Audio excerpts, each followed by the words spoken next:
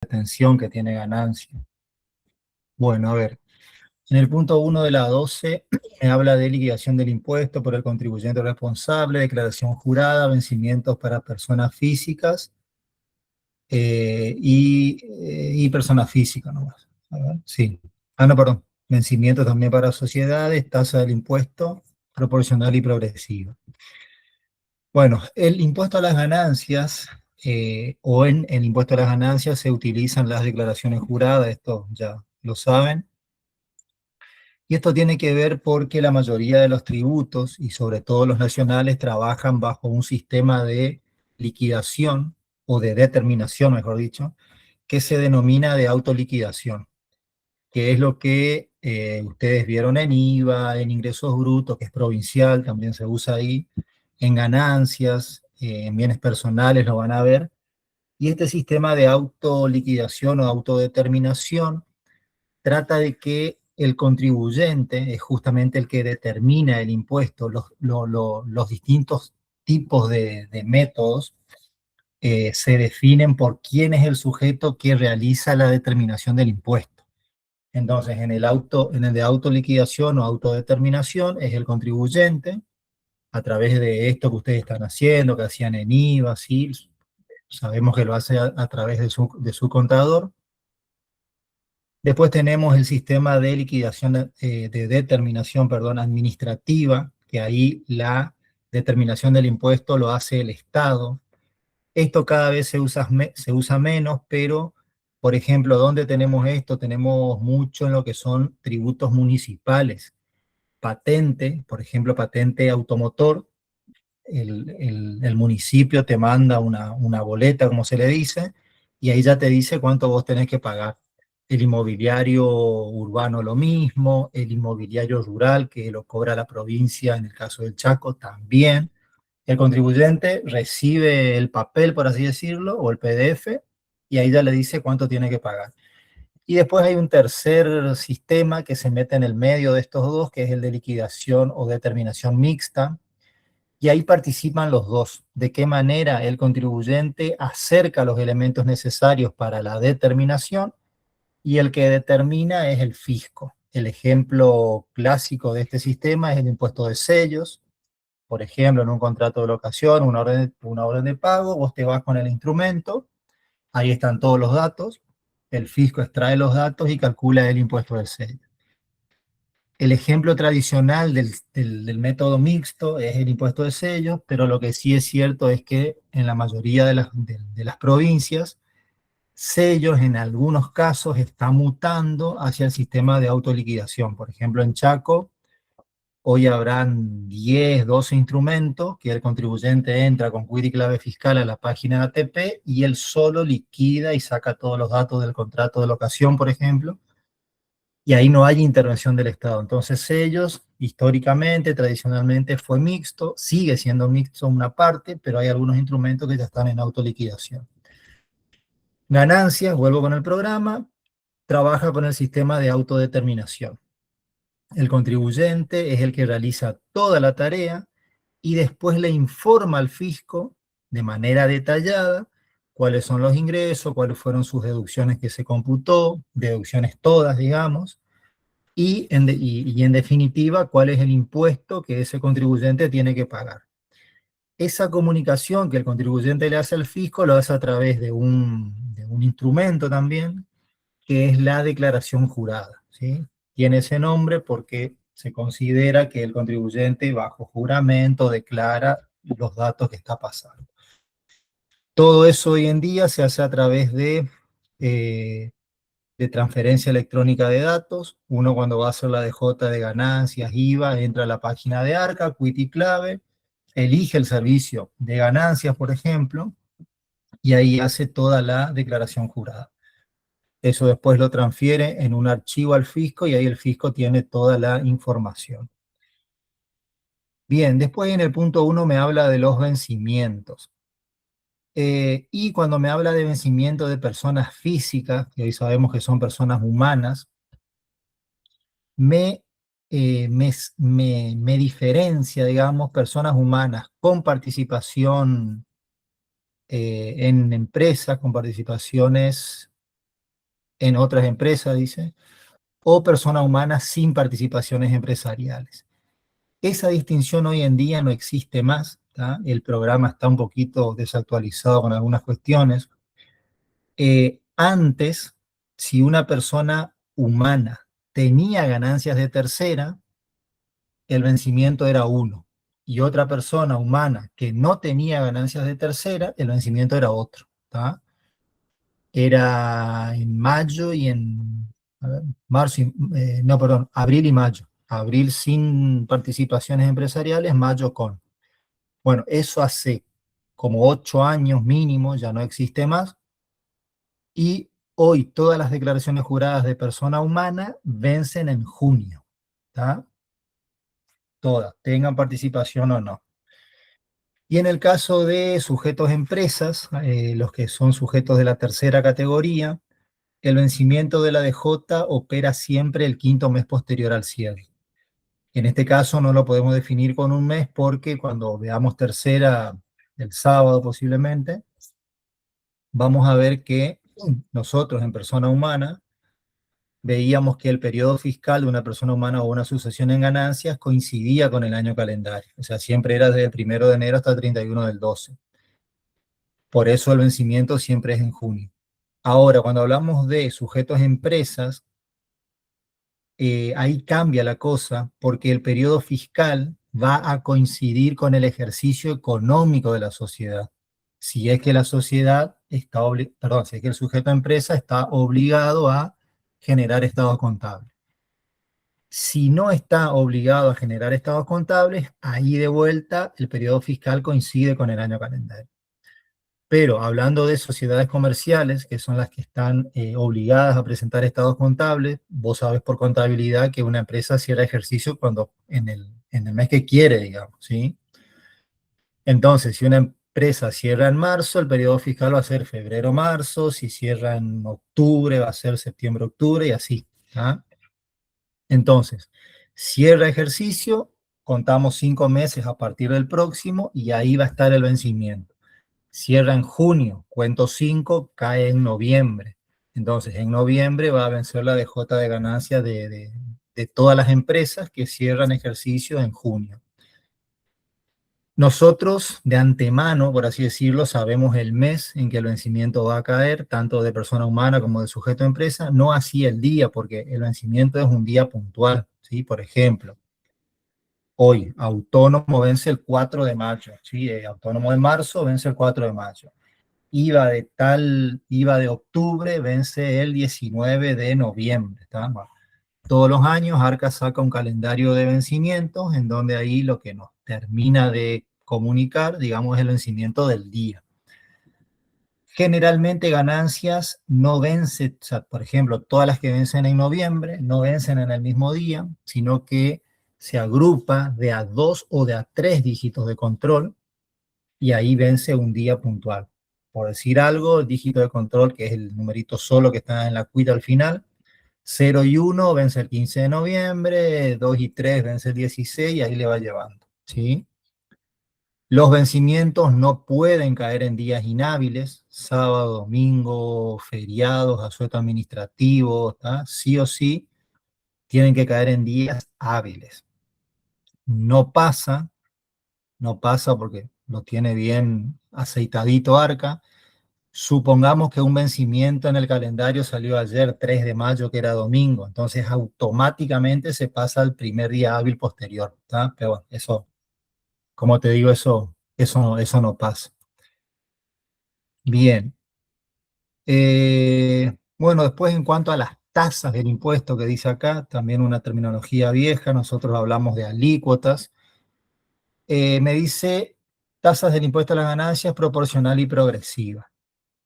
Una alícuota proporcional es la alícuota que cuando la base imponible cambia, la alícuota se mantiene fija. Ejemplo, IVA. Vendas lo que vendas, si tu producto, tu actividad está grabado al 21, vos pagás el 21, ¿sí? Ingresos brutos, lo mismo. Y las tasas progresivas son tasas que cuando la base imponible se mueve, el porcentaje de alícuota también se mueve. y son progresivas cuando se mueven en el mismo sentido. Aumenta la base, aumenta la alícuota, ¿sí? Después hay otro tipo que en el programa no lo pusieron con buen tino porque no tienen sentido esas alícuotas y no existen, que es cuando la base sube, la alícuota baja, ¿sí? O sea, trabajan de manera inversa a la base, que son las regresivas, pero bueno, eso no existe porque no tiene mucho sentido, ¿sí? Bien. Eh, Hoy el impuesto a las ganancias únicamente tiene alícuotas progresivas.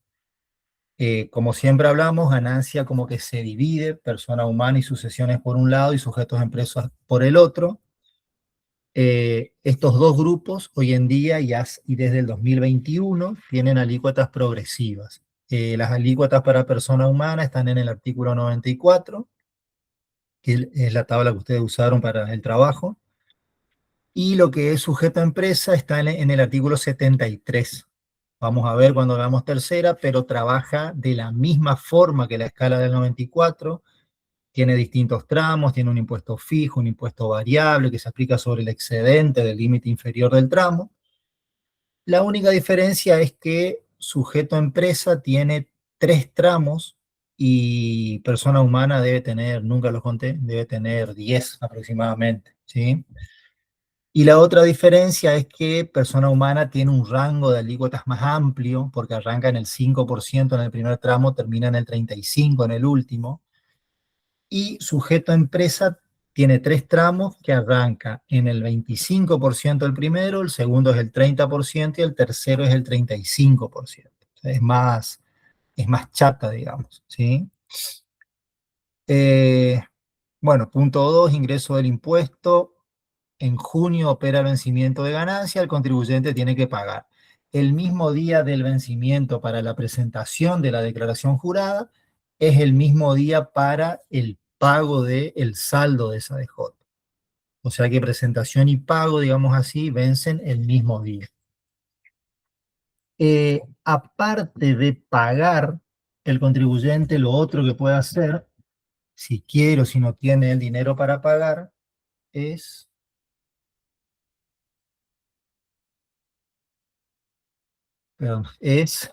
hacer un plan de pago, ¿sí? Ganancia tiene un plan de pago que se le llama un plan de pago permanente, son 3 cuotas, no es mucho más. Y también puede pasar que aparte de ese plan de pago permanente, Arca tenga instaurada una moratoria, ¿sí? Tanto los planes de facilidades de pago como la moratoria es pagar un capital en cuotas, ¿tá? Vos tenés que pagar ganancia, no tenés el dinero o no querés pagar todo de contado, podés hacer un plan de pagos o podés hacer una moratoria si es que existe. Las moratorias hay tiempos que están, tiempos que no, y la diferencia entre un plan de facilidades de pago y una moratoria es que la moratoria tiene algún beneficio, más allá de la financiación, ¿no? El beneficio de la financiación lo tienen los dos, pero la moratoria tiene algún beneficio más. Generalmente ese beneficio de las moratorias viene por la condonación de intereses resarcitorios. Vos tenés una posición vieja o varias de algún tributo que no pagaste, entonces eso genera intereses, ¿sí? El interés después del vencimiento genera intereses resarcitorios, que son los intereses por mora. Cuando vos haces el plan de pagos o la moratoria, ahí se corta esa generación o ese cómputo de los intereses resarcitorios. En los planes de pago, ¿qué se hace? Sumás el capital más los intereses resarcitorios que se generaron hasta la fecha de presentación del plan y el plan te financia todo eso, más un interés de financiación. En la moratoria arranca igual, se generan los intereses resarcitorios, presentás la moratoria y se corta la generación de los resarcitorios. Y generalmente todas las moratorias hoy trabajan dependiendo si haces el plan de pago de contado o en cuotas y dependiendo de la cantidad de cuotas, es la quita que te hacen de los intereses resarcitorios. Eh, Creo que ATP hoy no tiene, o sea, tiene una moratoria, pero creo que no trabaja así, pero una, moratorias anteriores, por ejemplo, vos tenías deuda de capital más interés resarcitorio, y si vos hacías esa moratoria de contado, te condonaban el 100% de los intereses. Entonces era como que vos hubieses pagado en el momento del vencimiento, ¿sí? Y después tenés, bueno, si haces en 6 cuotas, se te condona el 20, si haces en 12, se te condona el... no, perdón, al revés sería. Menor cantidad de cuota, más condonación, ¿tá? Eh, Bien, hoy a nivel nacional no hay moratoria, a nivel provincial sí, provincial Chaco, y planes de pago siempre hay. Bien. Eh, bueno, después en el punto 3 tenemos los pagos a cuenta, y ahí solamente hablamos de los anticipos. Y el punto 4 del programa empieza con retenciones. A ver, los pagos a cuenta es el género, y dentro de ese género las especies pueden ser anticipos o percepciones o retenciones, ¿sí? Pago a cuenta, digamos, definiéndolo así muy cortito, es todo ingreso de dinero en concepto de impuesto, pero de manera adelantada. Por eso el tema de pago a cuenta. Por ejemplo, en el caso de los anticipos, ahora estamos transitando periodo fiscal 2026, bueno, todavía no venció, tomo el ejemplo 2025. Por el periodo fiscal 2025, que va a vencer ahora en junio del 2026, el contribuyente en ganancias tuvo que ingresar 3 anticipos el año pasado, y este año ingresó uno en febrero y otro en abril. Ese dinero que el contribuyente tuvo que pagar es para el impuesto que resulte ahora en junio. Entonces ahora en junio le da un impuesto a las ganancias a pagar de 100, hizo 5 anticipos de 15, listo, entonces el saldo es lo que tiene que pagar. Y con las retenciones y percepciones pasa lo mismo. Durante todo el 2025, a mí los agentes, sea de retención o percepción, me van a retener para ganancias 2025, que recién va a vencer en junio del 26. O sea, esos son los pagos a cuenta, que como te digo, es el género, es el conjunto. Adentro de eso tenemos los anticipos y tenemos las retenciones y percepciones. Bien, en cuanto a los anticipos, ganancia tiene 5 anticipos para persona humana, 5 anticipos iguales, y creo que yo les había mostrado cómo se calculaba eso, no me acuerdo, Adrián.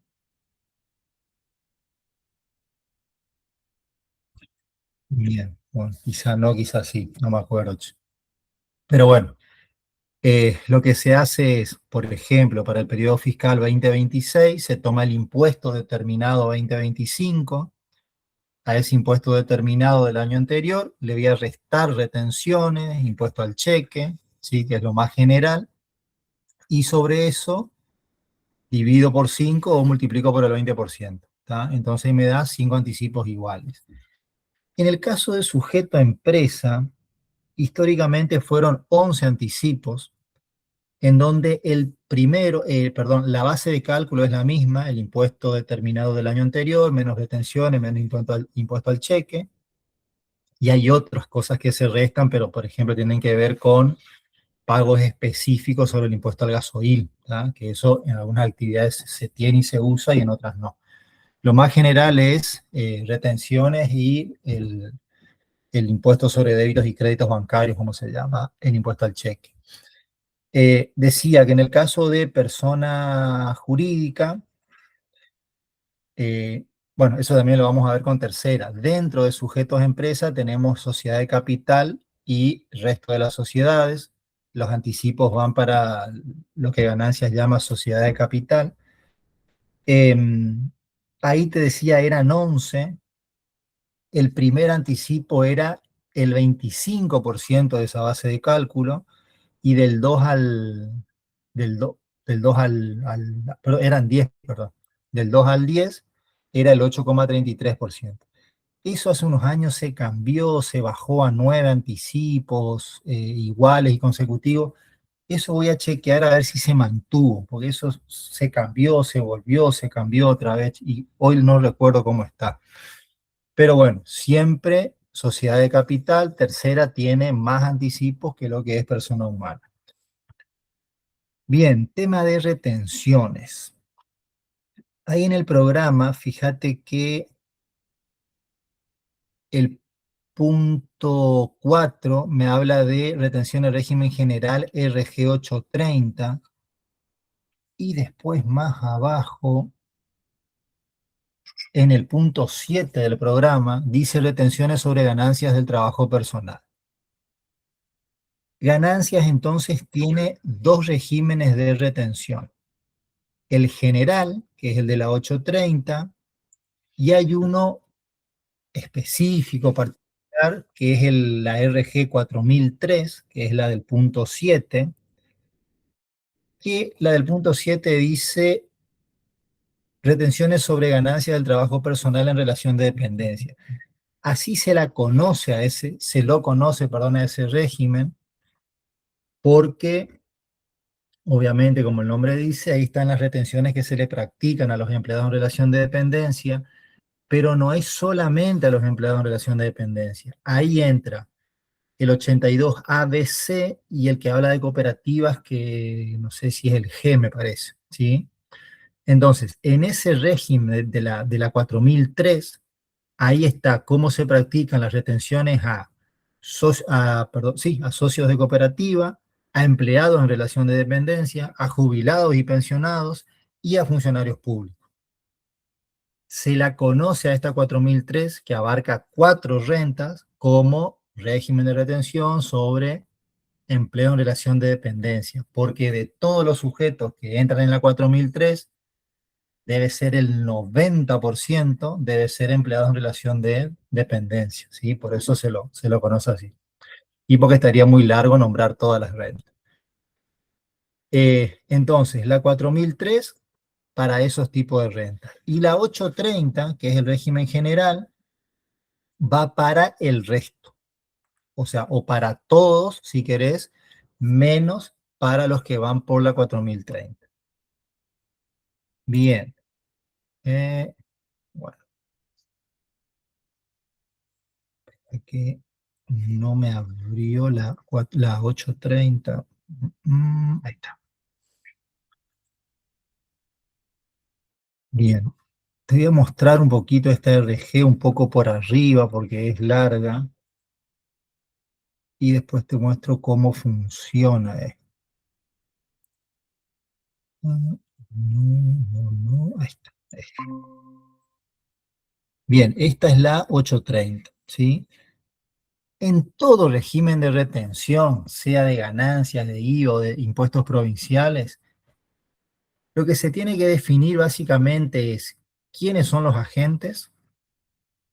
Si bien ya es una cosa resabida, todas las RG de retención marcan el momento en que se debe retener. Quiénes son los sujetos pasibles, es decir, quiénes son los sujetos que van a sufrir esa retención. El mecanismo de cálculo, o sea, perdón, primero la base, ¿sí? Que no se llama base, sino se llama monto sujeto a retención, el mecanismo para retener y las alícuotas, ¿tá? Y después, cómo se ingresa, ¿tá? Una cuestión un poco más procedimental, cómo el agente tiene que ingresar esa retención. Bien, en cuanto al momento, que eso es un poco lo que marca cuando estamos frente a una retención, cuando frente a una percepción.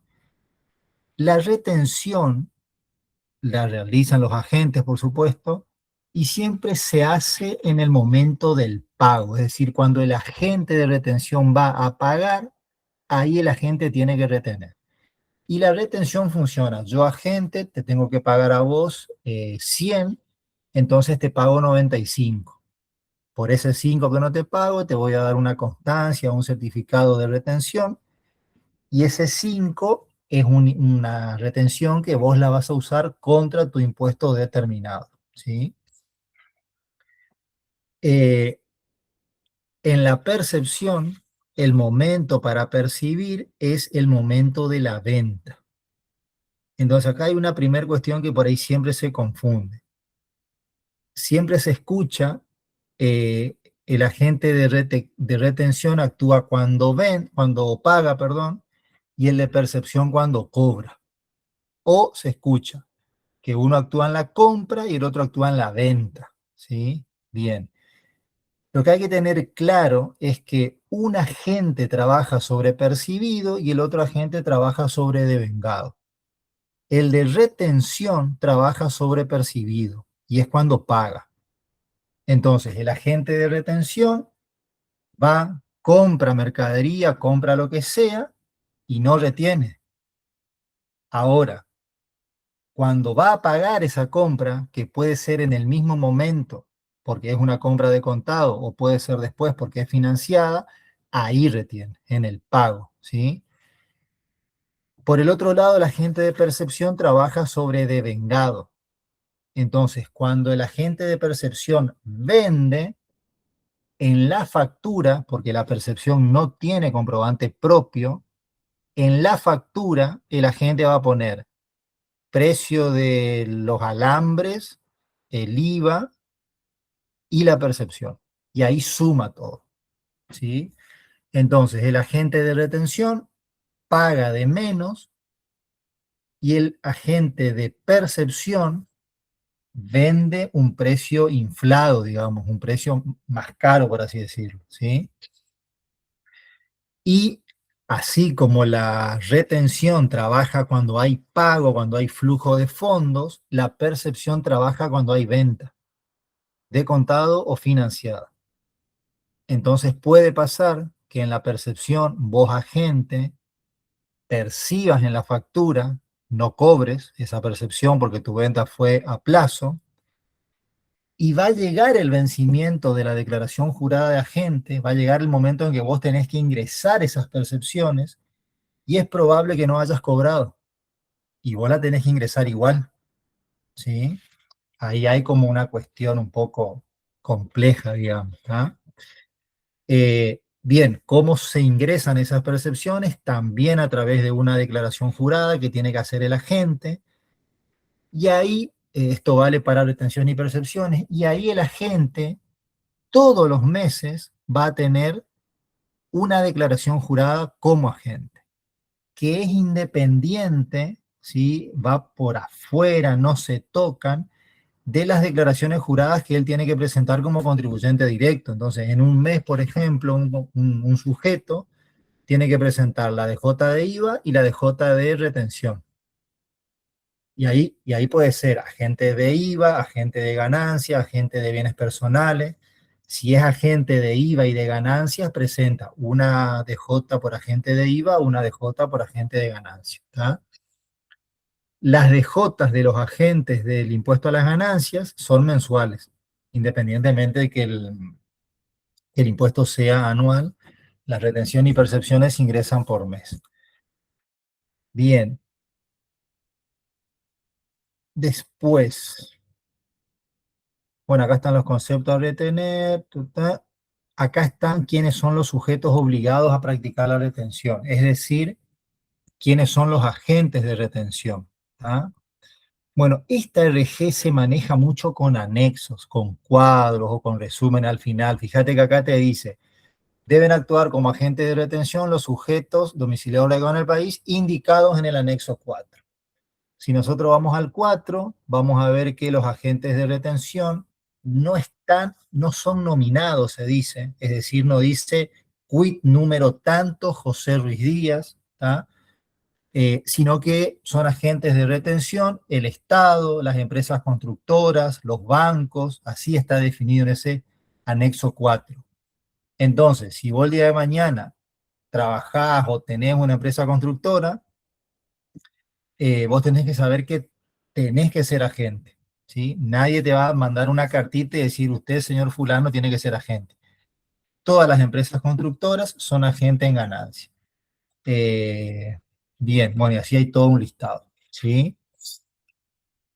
Eh, bueno, los sujetos pasibles, como regla general, hay que tener en cuenta que a quién se le va a practicar una retención, a aquel sujeto que después pueda usar esa retención en algo. Porque esa retención, como dijimos, es un pago a cuenta, es un impuesto que se le cobra por anticipado, pero no es dinero que el contribuyente pierde, digamos, ¿sí? Acá vos me podés decir, bueno, pero financieramente sí lo pierde, sí, es cierto. ¿Sí? Si bien ese impuesto se va a computar, perdón, esa retención se computa contra un pago, Vos le preguntás a cualquier contribuyente, comerciante, te va a decir, déjame nomás la plata, yo después le pago todo junto. ¿Tá? Eh, o sea, financieramente sí hay no sé, un dispendio ahí, ¿sí? Pero si quiere ponerlo económicamente, es un dinero que el contribuyente no pierde. Entonces, se le va a retener básicamente a aquellos sujetos que realicen operaciones con agentes de retención y que sean responsables inscriptos, que sean sujetos en ganancias. Porque si yo le retengo a un monotributista ganancias, no tiene sentido porque él no presenta DJ de ganancias. ¿Sí? Entonces siempre se le va a retener a los sujetos que están grabados en el impuesto a las ganancias, eh, porque no sé, tendría que pensar, pero quizás se dé el caso de un contribuyente que tiene que tributar IVA, pero no ganancias, ponele, ¿tá? Eh, Aunque creo que los casos son más al revés, digamos, pero bueno. En síntesis, acá hablando de ganancias, el contribuyente tiene que estar grabado en el impuesto a las ganancias, entonces después tiene que determinar el impuesto y va a tener un impuesto contra qué hacer jugar esas retenciones. Bien. Bueno, sujetos pasibles de retenciones, estos que estamos hablando. Bueno, casos especiales, me paso. Esto es lo que hablamos al principio. La retención se va a practicar cuando haya un pago, cuando se efectúe pago, distribución, liquidación, es decir, cuando haya un percibido. Y después acá o la norma me empieza a decir, bueno, en operaciones de pase se va a tener que trabajar de esta forma. Cuando el agente pague honorarios, la retención va a tener que calcular de esta forma, ¿sí? Operaciones con pagaré, letra de cambio, factura de crédito y así. Va teniendo distintas operaciones, esta RG, y ahí me va diciendo cómo se tiene que actuar para practicar la retención. Ya, cesión de crédito, no sigue. ¿Tá? Bien, enajenación de bienes muebles. Ahora, todo esto que está escrito y que si nosotros trabajásemos en una empresa que es agente de retención, no tenemos que saber bien, esto está como resumido, por así decirlo, en un anexo, que es el anexo 8 de la RG. En ese anexo 8 está en forma de cuadro cómo se debe retener, de qué manera, a qué alícuota, ¿sí? Tiene que estar por acá, este. ¿Sí? Es muy visible porque es el cuadro grandote que tiene la ARG 30. Es el anexo 8. Bueno, estos códigos de régimen tienen que ver con una cuestión normativa y de sistema. Cada régimen tiene su código, que no viene al caso. Después acá me dice dónde está normado esto que vamos a ver acá en forma de cuadro. Y después acá tenemos como las operaciones, digamos, sobre las cuales la RG manda a que nosotros retengamos. Entonces, por ejemplo, si vos sos agente y alquilás un bien mueble, que es alquileres de bienes muebles, cuando vas a pagar ese alquiler, tenés que retener. Para saber cómo tenés que retener, está la parte escrita, digamos, y está acá el anexo, y lo miramos en el anexo porque está más resumido. Fíjate que ahí tenés las alícuotas. Primero dice inscripto y no inscripto. Esto no tiene nada que ver con el responsable inscripto en IVA. Esto es inscripto el que está en blanco, no inscripto el que está en negro. ¿Sí? Entonces, yo te alquilé, no sé, un auto, un tractor, lo que sea, bienes muebles. Si yo estoy inscripto, vos al momento de pagarme me vas a retener un 6%, ya vamos a ver sobre qué. Y si yo no estoy inscripto, me vas a retener un 25 o un 28. ¿Sobre qué me vas a retener? Sobre el monto que vos me tenés que pagar, 5 millones de pesos. A ese 5 millones de pesos, si yo soy inscripto, le vas a restar 11.200, que es lo que ves en la última columna, que es el monto no sujeto a retención. Ahí le corté, pero si voy más arriba, acá está. Monto no sujeto a retención. Entonces, son montos chicos, sí. También pasa un poco lo mismo que veíamos en la ley de ganancias. Son montos que están retrasados, digamos que están desactualizados. Entonces, sobre los 5 millones que me tenés que pagar, me vas a restar 11.200 y sobre esa diferencia me vas a retener el 6%. ¿Sí? Si soy no inscripto, sobre los 5 millones me vas a retener el 25 o el 28. O sea, el monto no sujeto a retención únicamente opera para los inscriptos como una especie de beneficio, ponele, en comparación con los no inscriptos. ¿Tá? Hoy ese beneficio no se ve porque vos me retengas sobre 5 millones o sobre 5 millones menos 11.200 pesos, es prácticamente lo mismo. Sí, lo que tiene un peso significativo es la alícuota. Vos vas a ver que hay mucha diferencia entre un inscripto y un no inscripto en cuanto a la alícuota que se le debe retener. Bien, entonces, si tenés que pagar regalías, por ejemplo, también venís acá, ¿sí? Acá lo primero que se hace es buscar el concepto sobre el cual se paga. ¿Tá? El interés accionario de cooperativa, después un poquito más abajo, acá están los honorarios a directores, que es un poco lo que más se usa en ganancias. Y acá el tema de los honorarios a directores, que pasa, bueno, acá pasa con corredor y viajante de comercio, con mandatario y gestor de negocios. Si el director, tomo el ejemplo de una sociedad, por ejemplo, le va a pagar, sí, a pagar honorarios a sus directores. Si el director está inscrito en ARCA, se va a trabajar, fíjate que acá dice según escala. Bueno, si no está inscrito, va al 28%. Y si está inscrito, como vimos anteriormente, se le resta el monto no sujeto a retención y sobre esa diferencia o ese excedente se aplica una escala, que eso es lo que cambia. ¿Cuál es la escala que se aplica? Está acá abajo en el mismo 830, acá, ¿sí? Hay una escala para todos y para el 119, para el código 119 hay una especial, digamos. A ver, no me acuerdo cuál era el 119, vamos a chusmearlo, ya que estamos. Eh, pero, pero es una escala que trabaja de la misma forma que la escala del 94, no está 119. Eh, Acá está, perdón, profesiones liberales. Entonces, para profesiones liberales hay una escala específica aparte y todo lo otro va por esto. Lo mismo, yo vuelvo con el ejemplo, le estoy pagando honorarios a un director. Sobre el monto que le voy a pagar, le resto el monto no sujeto a retención y con ese valor vengo acá a la escala.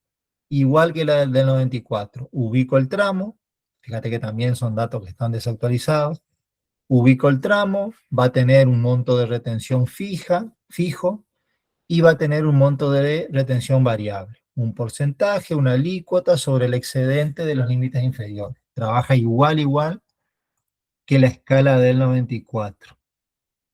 Bien. Bueno, ¿alguna pregunta acá sobre esta 830, Adrián? Bien. Bueno, y después la otra, RG, es la 4003, que esa es la que comentaba que va sobre empleados en relación de dependencia mayoritariamente y después sobre jubilados, funcionarios públicos y miembros de cooperativa de trabajo. Eh, Esa resolución tiene o ese régimen tiene un procedimiento muy distinto, porque ¿qué pasa con los regímenes o con las retenciones de la 830? Yo agente, pago, retengo, o sea, como que la retención se da en un momento, si bien no es del todo así, pero como que hay un pago y hay una retención, ¿sí? En realidad eso se estructura por mes, porque ese mínimo sujeto a nuevas retenciones mensual, ¿tá? Entonces, si yo le pago 2 veces a un mismo sujeto pasible, hay un procedimiento un poquito distinto que es en la consideración del monto no sujeto. Pero básicamente la 830 es pago, retengo, o sea, es algo sobre una operación puntual, es una retención más instantánea, por así decirlo, ¿sí? Como que nace y muere ahí en el pago. El régimen de la 4003, que bueno, de acá en adelante lo llamamos empleado en relación de dependencia, pero ya sabemos que abarca otras tres rentas, es algo más continuo, porque yo empleador tengo empleados, les tengo que retener ganancias y todos los meses le voy a retener, ¿sí?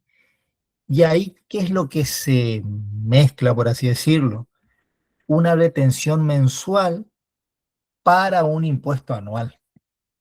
Entonces no es el sueldo del mes y retengo, como sería en la 830, digamos, ¿sí? Pago el sueldo del mes y retengo, al otro mes, pago el sueldo y retengo. No, necesariamente yo acá en este régimen tengo que empezar a trabajar con valores acumulativos o acumulados. Como es un poco a grandes rasgos el sistema de la 4003.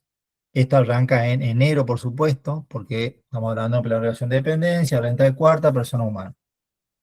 En el mes de enero yo voy a tomar los ingresos grabados, que ahí vienen, esos están en el recibo de sueldo, por eso es que le habrán pedido que suban eso ustedes. Tomo los ingresos grabados que están en el recibo de sueldo, la 4003, que en realidad en concordancia con lo que es el impuesto a las ganancias, ¿sí? Pues está la ley de ganancias y esta RG no puede venir a decir cosas muy distintas, por así decirlo, ¿sí?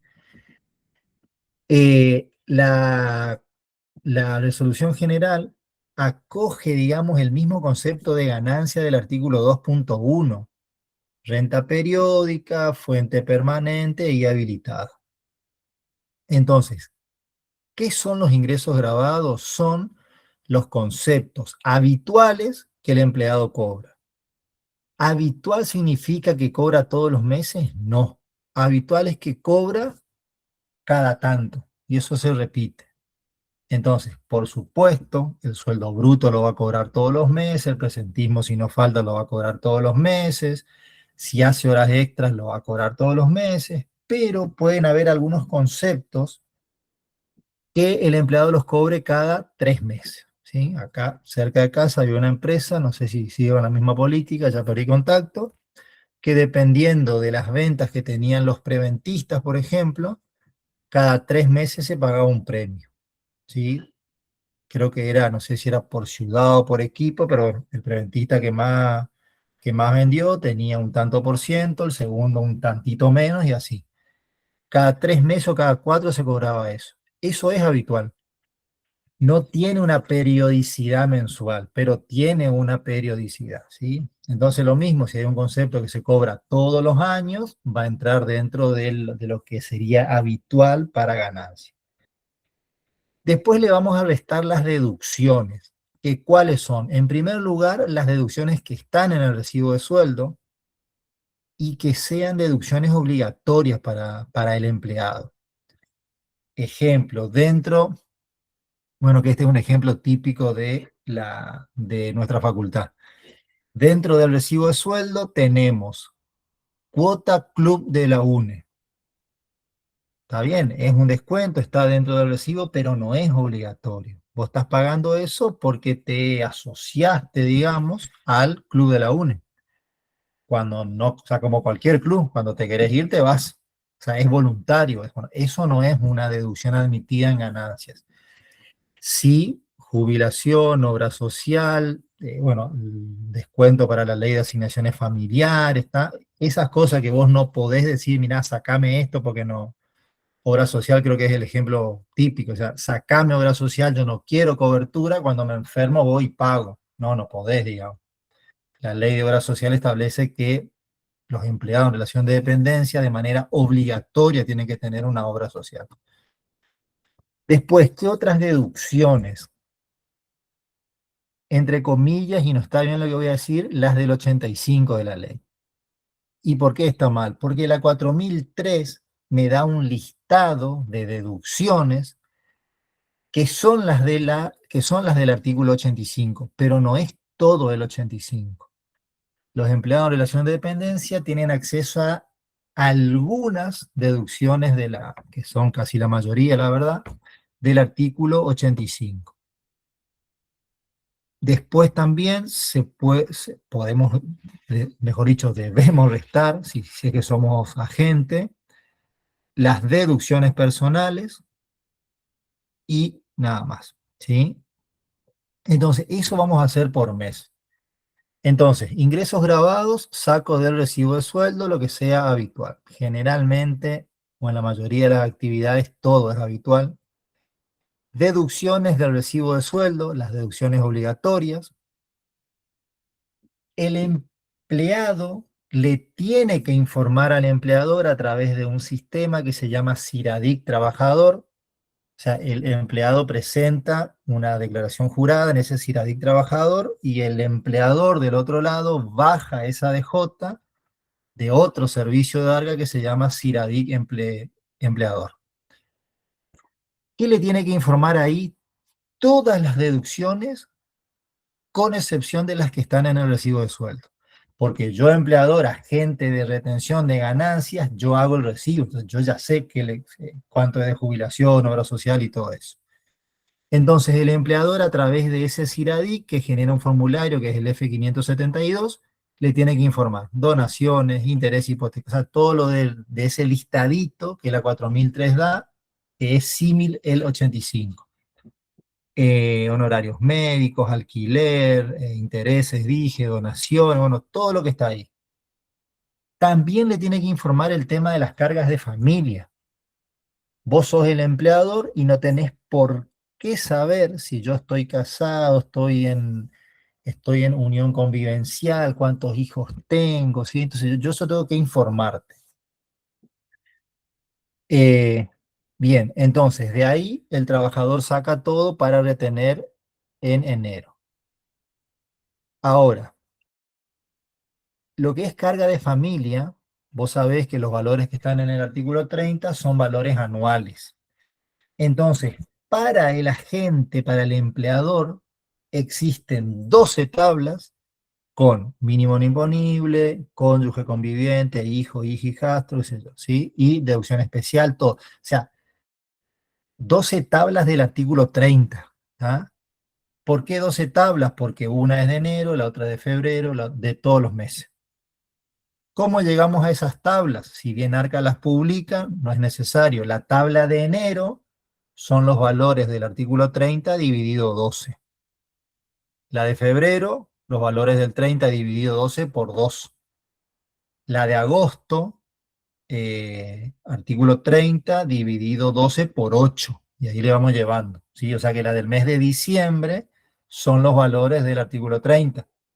No hacemos el cálculo, sabemos que son los mismos valores, pero si queremos es artículo 30 dividido 12 por 2. Y también tengo 12 escalas del artículo 94, de la misma forma. Los valores del 94 dividido 12 por el mes. Entonces, en enero yo hago ingresos, deducciones. Las deducciones del 85, entre comillas, eso van todo completo. Ahí no hay dividido 12, nada. Si el trabajador a mí me informa que en enero pagó de obra social 100.000, va a 100.000, con el tope del 5%, todo como dice el 85, pero va a 100.000. Si me dice que pagó de interés hipotecario 5.000, van los 5.000, ¿sí? También tiene el tope del 20, todo, pero va todo 100% hasta los topes. No hay proporción ahí, quiero decir. Entonces, me tomo todo lo del 85, las deducciones personales sí de manera proporcional, tengo una ganancia neta sujeta a impuestos, me voy a la tabla proporcional de enero del 94. Y ahí calculo retención fija, retención variable, el monto que después aparece en el recibo de sueldo como retención de ganancia. Los meses posteriores yo tengo que ir acumulando. Entonces, en febrero voy a hacer ingresos grabados. O sea, conceptualmente es lo mismo que hice en enero, pero numéricamente es ingresos grabados de enero y febrero. Deducciones de ley de enero y febrero, Las deducciones que me informa el contribuyente, bueno, ahí veo si me informó en enero y en febrero no, sigo con las de enero. Ahora sí me dijo que en enero donó 10.000 y en febrero donó 80.000, sumo, ¿sí? Acumulo. Eh, También, por ejemplo, lo que se puede deducir ahí en ese listadito de la 4003 es la cuota de los colegios de los hijos, de las cargas de familia, de las cargas de familia. Entonces sumo la cuota que pagó en enero, la cuota que pagó en febrero. El proporcional de las deducciones personales a febrero, 30 dividido 12 por 2, yo me computo ahí. Eso me da una ganancia neta acumulada, enero-febrero.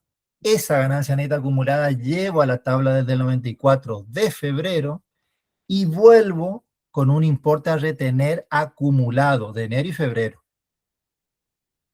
Pero en enero ya retuve. Entonces, a ese importe a retener acumulado de enero y febrero, le resto lo que retuve en enero. Y ahí esa diferencia te va a aparecer en el recibo de sueldo de febrero, ¿sí? Cuando digo recibo de sueldo de enero, de febrero, es el sueldo que cobras en esos meses. Entonces, en este segundo caso sería el sueldo que te pagan en febrero, que en realidad es el sueldo de enero, el devengado de enero, ¿sí? Bien, y así trabajo. Por ejemplo, en el mes de octubre van a ser los ingresos de enero a octubre, las deducciones de ley de enero a octubre, todos los gastos que me informó el empleado de enero a octubre, las deducciones personales proporcionales a octubre, me voy a la escala del 94 de octubre, y ese importe a retener, que va a ser la retención acumulada desde enero a octubre, le resto lo que retuve en los meses anteriores. Es decir, le resto lo que retuve desde enero a septiembre. ¿Tá? Y ahí me da la retención que va a aparecer en el percibido octubre. Y así, hasta diciembre. En teoría, perdón, no en teoría, hay determinados empleados que por superar determinados montos de sueldo bruto, que creo que hoy están en 2,5 palos mensuales, ¿sí? Monto a chequear, eh, una vez por año, es decir, en el vencimiento de junio de ganancias, tienen que presentar declaraciones juradas, por más que la única renta sea relación de dependencia. Entonces, esos empleados que tienen que presentar DJ, se dice que van a presentar una declaración jurada informativa. ¿A qué llamamos declaraciones juradas informativas? A las DJs que no arrojan un saldo numérico final, ni a favor de ARCA ni a favor de del contribuyente, perdón. ¿Y por qué es informativa esta DJ que tiene que presentar el empleado en relación de dependencia? Porque el impuesto que determine, y acá si viene él en teoría, le tiene que dar lo mismo que la sumatoria de las 12 retenciones que el empleador le hizo, porque estamos laburando sobre lo mismo, digamos, ¿sí? Digo en teoría porque muchas veces no da lo mismo, ¿tá? Pero bueno, tiene que cuadrar eso. Eh, Bien. ¿Alguna pregunta hasta acá, Adrián? Bueno, básicamente así trabaja lo que es la 4003. Eh, lo que no dije, podemos tener el caso de que un empleado, podemos y se da mucho en realidad, tenga dos trabajos en relación de dependencia. Entonces ahí lo que la 4003 dice que si hay pluralidad de empleadores, va a ser agente de retención aquel empleador que le pague más, ¿sí?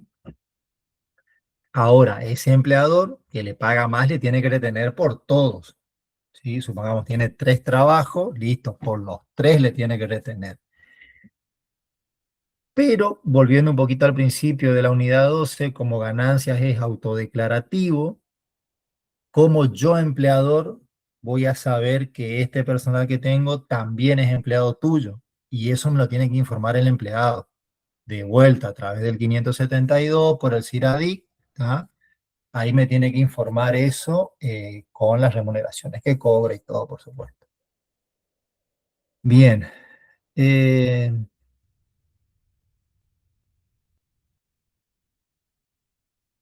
bueno, fíjate acá en esta unidad, en el punto 9, acá aparecen las otras dos partes de la declaración jurada de ganancias para persona humana.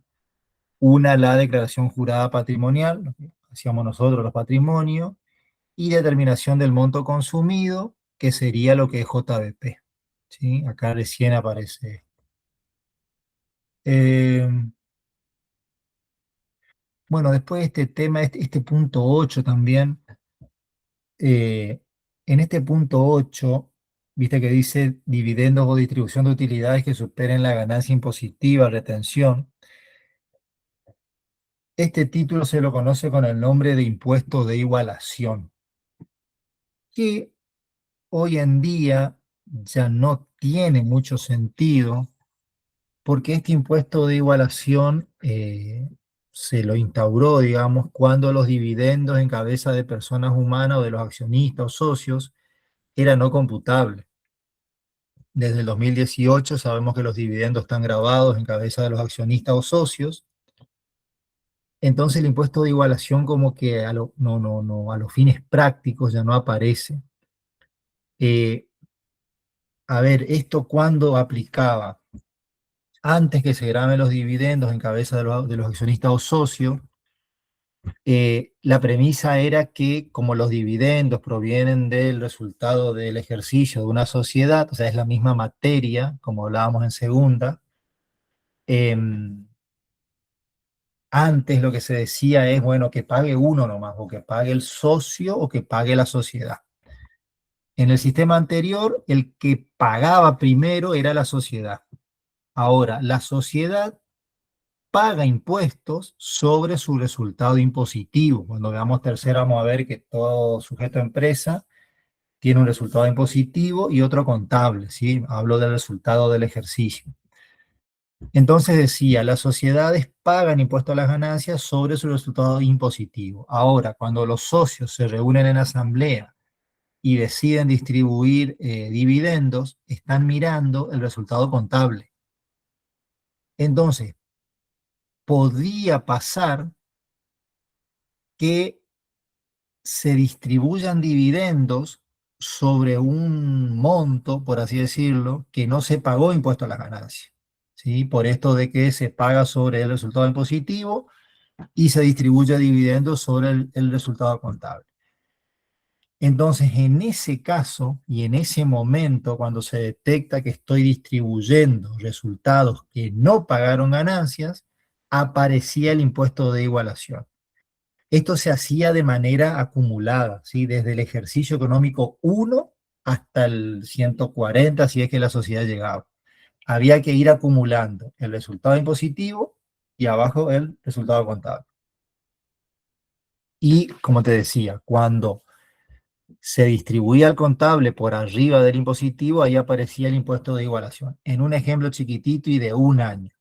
El impositivo, el resultado impositivo fue de 100, el contable de 120 y se distribuyeron dividendos por 110, por ejemplo. Entonces ahí la ley decía, bueno, para, vos distribuís 110.